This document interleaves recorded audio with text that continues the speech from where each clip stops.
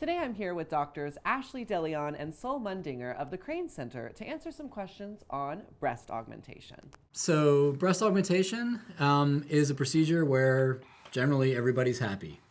Patients are happy, sexual partners are happy, and surgeons are happy. It's a very predictable procedure to increase the female appearance of your chest. In our practice, that is vast majority of patients with breast implants. I was trained that for trans women, you needed to put breast implants underneath the existing pectoralis muscle, and I did breast augmentation that way for trans women for about 3 years. I was never really happy with those results, and I switched to putting the implants underneath your patient's existing breast tissue. I feel that that delivers a much more natural looking result, and I think it's really important for trans women to understand the big differences in their chest are not so much their breast development, because there are a lot of cis women that have really underdeveloped breasts.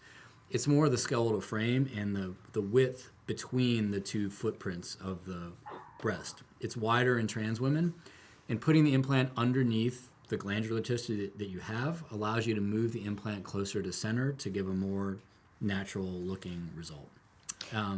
Go ahead. Sorry. And no, and correct me if I'm wrong, but also in my opinion, by doing it above the muscle, it also allows, especially for trans women, to develop that inferior pole of the breast easier, right? Which is that lower portion below the nipple and areolar complex of the breast. And by having that implant situated above the muscle and the gravity taking effect, it allows that skin to stretch and that inferior pole develop to give you a really natural look. Right. So the two biggest issues are the width of trans women's chests and the fact that the inframammary fold, where the breast kind of curves over and meets the chest wall, tends to ride up a lot higher in trans women. It is easier to correct the position of that fold. I typically lower that fold a few centimeters to really make sure the implant is centered underneath not only existing breast tissue that you may develop with hormones, but underneath the nipple and areola complex itself. You want the nipples kind of sitting right at the most prominent portion of the implant. And it's harder to achieve going under the muscle. So that brings up a great point. As someone who is just about to begin my hormone therapy treatment, I'm really wondering, what is the likelihood of being able to get a breast augmentation, right off the bat? For most women that I've heard, it takes usually about 2 years for them to really develop breast tissue and to a place where they're happy, and then for them to be able to have room to have these breast augmentations done. Is that correct, or is this a surgery that I could just have right away without hormones? Yeah, I mean, it's correct and incorrect, I think. I mean, it is true, and there are a couple good studies on this, that once you get to about 1.5 to 2 years on a specific hormone regimen, the breast development that you have attained is going to be pretty static. There's kind of an exponential increase and a plateau that happens somewhere around 1.5 to 2 years.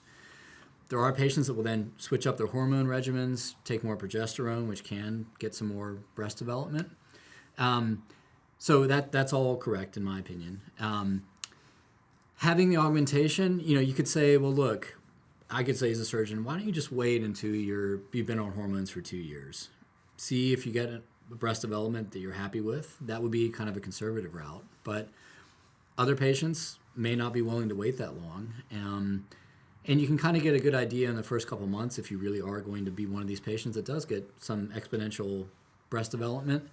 I think that your age when you start hormones also actually comes into play as well. I've seen transgender women that have been on hormones basically since puberty and have gotten really good breast development. Weight gain and weight loss also play into that. But you do have enough laxity to have an augmentation even without any breast development. And that kind of is a segue into what I think is probably the biggest thing to think about, at least in our practice, because we really do one type of breast augmentation in terms of the implant shape, the implant position. What you really need to be thinking about a patient is actually how large you want to be. And most people, the most common thing I hear is I want to be a C to a D. I want to have a natural looking chest. I don't want to be top heavy. And because your chest is wide relative to cis women, you can accept a much broader range of implant that is going to fit with your chest wall.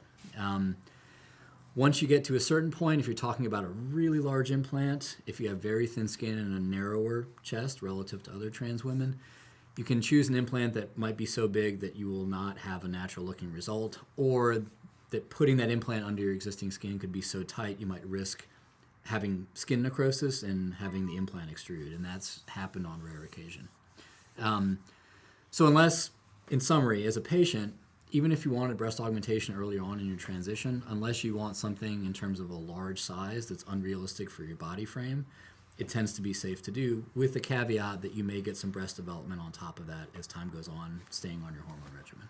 And that's what I was going to ask you, right? So if I were to get them now, let's say, and then I start my hormones, what does that look like when my natural breast tissue is growing on top of now, or maybe it's under, I'm not for sure, the breast implant? Typically, it doesn't change the overall shape of the breast very much in terms of, are you going to have this, big bowl of ice cream with now like this weird spray of, whipped cream and this extra cherry on top, with this breast development you've gotten, and it's going to look weird and unnatural.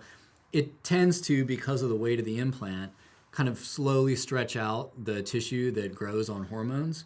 And it's rare that you need to go back in and change the implant out because the implant kind of mismatches with where you've gotten breast development. Now, you said you guys do one type of. Does that mean like one shape? Because that's another thing that I've definitely been researching. I don't want Dolly Parton big, round, circular breasts. I'm not interested in that at all. I want something very natural. I think most likely for me, I am going to wait a while until I've had the hormones and see where I'm at naturally. I grew up in the dance world with ballerinas who are very flat-chested, so I'm very lucky that I didn't really suffer a lot of body dysmorphia like a lot of my sisters do. But that being said, I have seen, grown hormone breasts that don't grow beautifully and perfect like we want. And I think if that was the case for me, then I really would want some sort of augmentation. But again, I'm just interested in are there different shapes? Are there different types? How does all of that work? There are. So there are kind of two broad categories of implants. There are saline implants, which is a silicone shell that the surgeon then fills up with saline to a certain size. We really don't use those anymore. Most people don't. They really came on the market when there was a moratorium from the FDA on silicone implants back in the early 2000s. Vast majority of plastic surgeons use what's called cohesive gel silicone, which is a round implant typically that has a very gooey gel that feels very similar to natural breast tissue. So those are kind of the two broad categories. Within the silicone gel kind of world of implants, there are what are called form stable or gummy bear implants. That's the one. I want gummy bear. Right. So gummy bear, they tend to look like what you would use to pad a bra. They have... Right. They're more of a droop. It's more natural, right? Yeah. Yes. And it feels more natural. Yeah. Right. The issue with those implants is that you have to be incredibly precise with the pocket you dissect to put them in. So the implant, because it has what I would say is polarity, if you turn it upside down, it looks different than if you turn it right side up. Your pocket dissection has to match that. You have to basically create a glove that this hand, which is the implant, is going to fit into perfectly. Otherwise, the implant can flip. It can flip. I've had them flip 180 degrees. I've had them flip 90 degrees. And it's really frustrating when that happens because you have to go back in, take that implant out, recreate the pocket, and put in a new implant. And how often does that happen? Maybe 5% of the time. But Okay. you're talking about an operation that should have a 99% success rate. So for me personally, I really don't like using the anatomic implants, the cohesive gel implants, because of that reason. Because in my mind, there's always this possibility that I'm taking this very predictable operation and now making it less predictable. And in my opinion, for the vast majority of patients, unless you're really, really thin and have very, very thin skin, there's not a lot of benefit to having that anatomic implant. They were really developed in Europe. If you hold up one of the round implants, just hold it up, it assumes that kind of shape that the gummy bear implant has. And that's the way it sits on your chest wall. Because of gravity, it tends to pull more dependently. I think that the non-gummy bear implants feel more natural. So it really is just personal preference. One thing I will say from a patient perspective, the cohesive gel, which I'm calling gummy bear implants, Okay, the sorry, ones that thanks. are form stable is what they're technically called. The only real complaint I've had from patients is that they're cold. And you will notice that even with any implant. It takes a while for your body to warm up the implant, particularly for patients I've had who swim a lot. I've had one patient who didn't like the cohesive gel implant because she just felt it was so cold when she swam, and really didn't have that issue when we changed them out to a round gel implant. Now let's talk scars. How are we going in? What am I going to be left with? What's the tea? So that's another drawback of the gummy bear implant. You have to put in a bigger incision to get that implant in. With the round implants, I typically make a 4 to 6 centimeter, depending on how big of an implant you want, incision in the underwire area of the bra. And again, I like doing that because I typically need to lower your fold, and the only way I can do that predictably is making that, we call it an inframammary incision. It's hidden right in the bra line on the lateral side of the breast. So it's going to be hidden. It's hidden, yeah. Yep. The goal is to have that nailed right where the breast mound turns and meets the chest wall, where there's that big shadow and crease. And it tends to be an incision that heals very well. For whatever reason, it heals really well, and it ends up, vast majority of people, as a paper-thin scar. So that's another reason I don't like the cohesive gel implants. The other thing, again, to think about as a patient, we talked about size. The other big thing to think about is, in contrast, by and large, with facial feminization, which we're going to talk about, with vaginoplasty, with breast augmentation, you're putting something in your body that is not part of your body and that is made by human beings. And because of those two things, the implants have a very predictable failure rate, just like everything else that's made by humans if you study it. And that failure rate is around 1% per year per breast. The other thing is your body rejecting the implant, typically it forms a capsule around it, the implant becomes hard, the breast starts to distort. We really think that's due to bacterial contamination, low grade, when the implant is put in.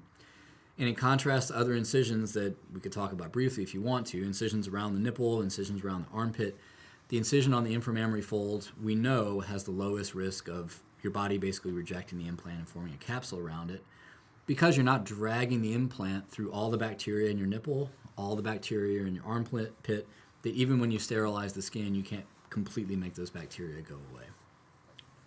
I love that you're being so honest and telling me all of this too. I just have to say, because most of my girlfriends have had their breasts done through their armpit, and it's fine to do. I don't understand why. Why would girls choose to do that? Because they feel that the scar in the armpit is less obvious than the one underneath the breast?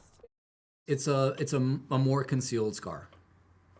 No, I'm going to go with the safest and easiest way. For me, this is just personally me, I'm telling you, because again, the risk factor is what scares me. That's what makes me say I don't need surgeries and I just need hormones, and because why would you purposefully do that? So I'm loving that you're telling me this, and that I'm learning about just the different risk factors, because to me, a scar under here that's eventually going to be covered by a breast, if that's less risky, that would be the option for me. I mean, I think we're in line with that. I mean, that's my philosophy. There is always risk. I feel it's my job to be honest with you about the risks of everything so that you can understand them and honestly do some mental preparation. What would I do if this happened, even though the likelihood of it happening is super, super low? And then with some things like breast augmentation, I'm a little bit more of a stickler about, because I feel I have a very predictable way to do it. I don't like changing my operative plan very much because I feel my results are very predictable, and I feel that they're really as safe as I can make them, knowing what I know about breast augmentation, and I'm not really willing to budge. But it raises a larger issue. Breast augmentation is the most common plastic surgery procedure done in the United States, probably worldwide. There are a lot of people that do it. There are a lot of people that do it different ways. And you can certainly find somebody who only does transaxillary or armpit incision breast augmentation, only does augmentation through the nipples, only uses gummy bear implants, only uses form stable implants, etc. And I'm certainly not going to be offended if you want to go and see one of those people. But I do think you should know about the risks and the logic behind, for everything that we do, why we've kind of come to these practice patterns that we've adopted. Yeah, I mean, personally, I think that armpit scar is uglier than the breast scar, but that's just me. And at the end of the day, it's all about you and what you want. Exactly, about each individual patient, yeah. What about the nipple, too? I never asked you about that. Like, I have such little tiny baby nipples. What happens there? They'll get bigger. You will probably see a Naturally? significant change with estrogen therapy in your nipple. I knew with hormones they would, but like you were saying, basically, if I wanted to, I could come and get these breasts now. So then how, it would just stretch naturally with the implant? It will stretch naturally. And that raises a good point, too. You have to kind of put this in the spectrum of aging, right? The bigger implant you put in, the more gravity pulls on it, the more over time it will stretch your skin out. The bigger implant you put in, over time, the more it will stretch your areolar diameter out.